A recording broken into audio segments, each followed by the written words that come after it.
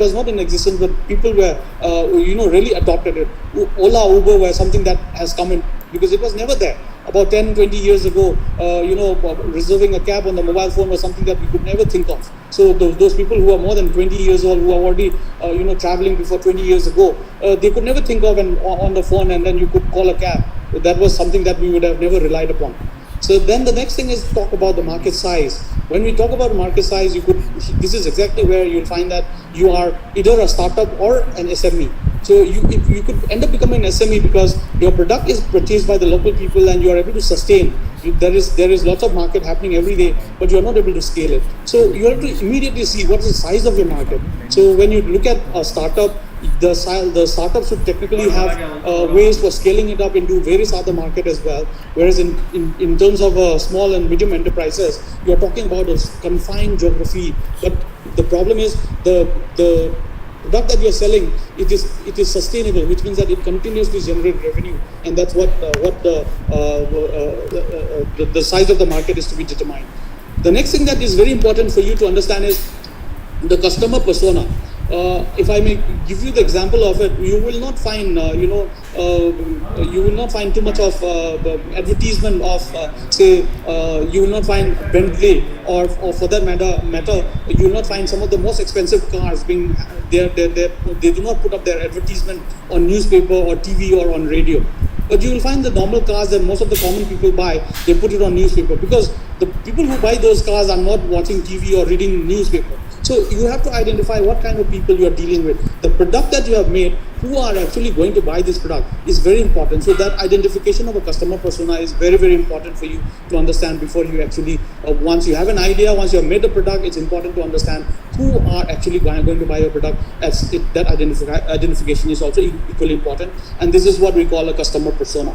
And the sixth point that I'm going to tell you, which is again very important, is say for example, if I'm going to sell tea, I know how to make tea or I know how to make a cup of coffee. But the problem here is I'm going to sell this. There are already a lot of people who are selling tea and coffee for 10 rupees. So at what price should I sell? The money, the amount of money, the cost for making one cup of coffee, say for example, it is 5 rupees. How much should I sell it? By how much money if I sell it, I will be able to target the right set of customer persona that we are looking at. So identifying that is very important because 10 rupees, there are a lot of other people. But if you sell it for 7 rupees, probably the target customer that you're targeting is probably at a different strata of the society. But if you're selling that coffee for 200 rupees, that's a different segment of customer because the one who's drinking 7 rupees is different from the one who's paying 200 rupees per cup of coffee. So you'll have to identify what unit economics you're going to apply and the customer persona. That's very important for you to identify. Say for example, if you're talking about recently if you have looked at Royal Enfield, I don't know how many of you are a fan of Royal Enfield. They do not sell the product as they do not sell it as a product of it gives you this many kilometers per liter. They do not tell you these are the kind of specification it has, this is the speed it has. They don't talk about it, doesn't talk about the engine. It only talks about saying that if you have an Enfield, you belong to a club of people, exclusive club of people. And same thing happens with iPhone. If you have an iPhone, you have an iPhone. That's a kind of, they try to create exclusivity. That's the kind of thing that they do. They stop talking about. So they're basically capturing the customer persona. The next thing is the source of revenue and fundings. It's very important for you to know if you're going to make more products, you have to figure out where the money is going to come from, and identification of such things are very important. And though it may not be very, very important at the early stage when you have an idea, but if you're going to scale up, you're going to start selling things, it's going to be one of the most important component for you to look at. Then the next thing is the service capacity.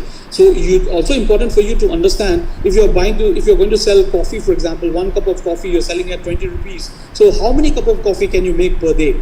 Because what kind of capacity do you have? Do you have the right amount of electricity? Do you have the capacity of containers, cups, saucer, all of it? Do you have it? Or how are you going to sell it? Do you have that capacity? And based on that, you have 10 cup of coffee and the 10 cup with you, cup and saucer with you, and you want to sell 10,000 cup of coffee per day. I think that's going to be a challenge for you because you're going to wash it again and again and do it at least about 10,000 times to make it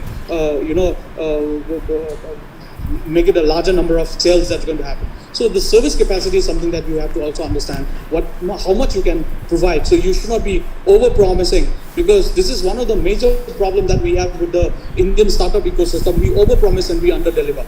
Under-delivery is not acceptable when you go out to the market, because people will stop trusting you if you are a business. So that's very, very important. If you over-deliver and under-promise, that's always a wonderful thing, because I expected you. That is what is called expectation settings. You want people to expect that you're going to give all of this, and then you find that you're not able to deliver. The people will not like that service again. Therefore, it's very important to understand what you can deliver. So we have seen a brief overview of what all has happened around this ecosystem, around this. So I wanted to quickly bring you to the northeastern part of the country. So going forward with all the things that I have said, this is exactly how the northeast looks like. The color part of portion of this region is what the northeast is. So if you look at all the states, you will find that all the states in the northeast. Today I'm speaking from Sikkim. And if you look at it, all the states in the northeast have at least one international borders. So this becomes an opportunity for us, because earlier it used to be a challenge, because they could not possibly, it is landlocked and very small connectivities were there. But now it has become an opportunity, because it becomes easier for us to reach out to the Southeast Asian market much closer. And as I said, in Sikkim, there are 3 international boundaries that we have. We have a international border with China, we have an international border with Nepal, as well as we have an international border with Bhutan. So 3 countries are surrounding this state of Sikkim. So likewise, all the other states, if you look at it, each one of them has an international border. So because of which, it becomes easier for us to reach to the Southeast Asian market. And if you have a product and you want to reach to the Southeast Asian market, it becomes much more closer and easier, because there are a lot of places where there are free trade and other activities going on around this region, and you may consider this as a region. Secondly, the most important part is this region has close to about 6 crore in population. A little more than 6 crore in population as per 2011 census, and now I hope it is close to about 7 crores. So, but having said that, there are about 45,000 villages in this region, and each village has got its own problems, and you'll be amazed to know that 80% of the people in this northeast lives in these villages.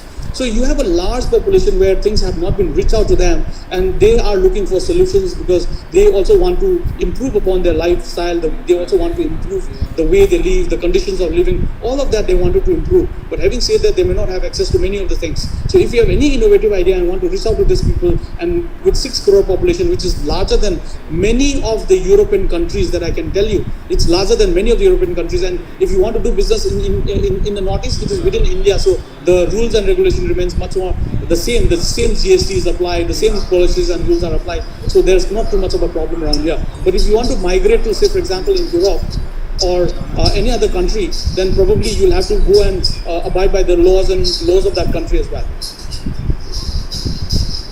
So that way, you have a better opportunity around here. So coming to the thing, we are one of the startup incubator, which we started sometime around 2018. Currently, we have about 73 startups. And if you want to expand into Northeast, I'm just giving you, we are sector agnostic. And if you feel that you would like to incubate with us, you can always look for us at smutbi.com, and you can look for us, and we can also help you and see how you can reach out to the market in the Northeast. So far we have startups in 3 years time. We have so many startups generating about 16 crore rupees, generating about 214 different jobs and so on. So this is something that we do around here. This is briefly about the infrastructure that we have around here, which you may use if you would like to reach out to this region and work for the Northeast. You may use all this facility. We are working in an area of about 16,000 square feet incubation space, and we have maker space, boardrooms, and ideation hub, and all this stuff, which I think you also have as a technology institution. These are some of the space that we have, and yes, that is all about it from the Northeast perspective. Please let me know if there are any questions that I can take.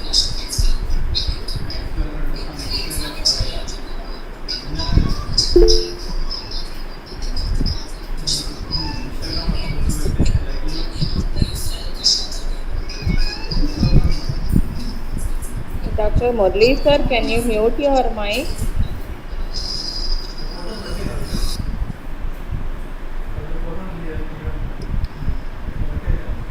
Yes. If there are any questions, I can take it because I was told to do it in half an hour thing, so I was trying to rush in as much as possible. But I hope I delivered what I wanted to convey. So please let me know if there are any questions.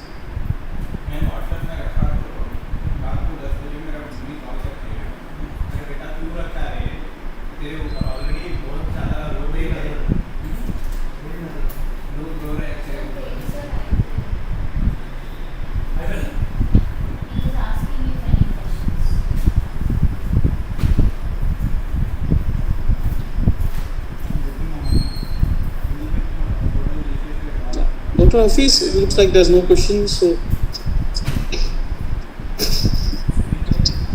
okay. So anyways, we are adding all the participants in a WhatsApp group. So if they have questions, they can contact you. Yeah. Thank you so much, then. So thank you so very much for having me. So we have second session after this. So meanwhile, I think we can take a break and rejoin using the same link. So once again, I would like to thank Dr. Tej Chingtham sir for spending his time. So thank you so much, sir. Yes. Thank you, sir. Sir, what is the time for the break? How much time, sir? Now it's 2:40, I believe. Yeah. So we'll start off by 3. Okay, sir. Okay. Thank you so much. Thank you. Okay, have a good day.